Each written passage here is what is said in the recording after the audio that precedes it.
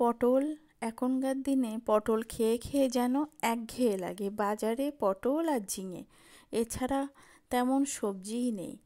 ওই জন্য পটল খেয়ে খেয়ে যখন একঘেয়ে লেগে যাবে তখন এই রেসিপিটা বানিয়ে দেখো, বাড়ির সবাই আঙুল চেটে পুটে খাবে।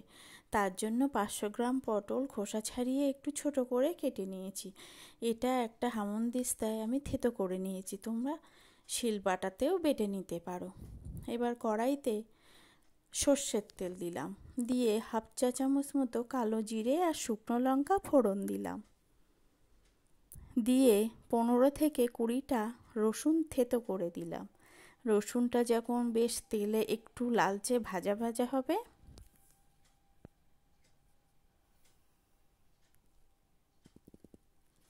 বেশ সুন্দর একটা রসুনের সেন্ট বার হবে, তখন সেই থেতো করে রাখা পটলটা দিয়ে দেব।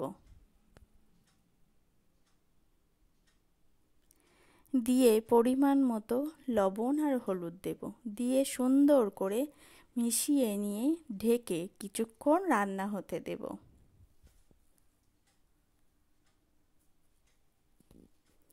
ভিডিওটা ভালো লাগলে অবশ্যই প্রথমে একটা লাইক দিয়ে ফুল ভিডিওটা দেখার অনুরোধ রইল। ভালো লাগলে অবশ্যই কমেন্টে জানিও কেমন হলো, আর সাবস্ক্রাইব করে পাশে থাকার অনুরোধ রইল।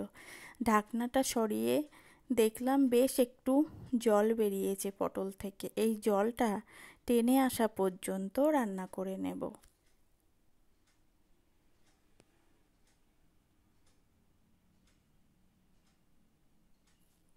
এবার কটা চেরা কাঁচা লঙ্কা দেব, আর দেব অল্প চিনি।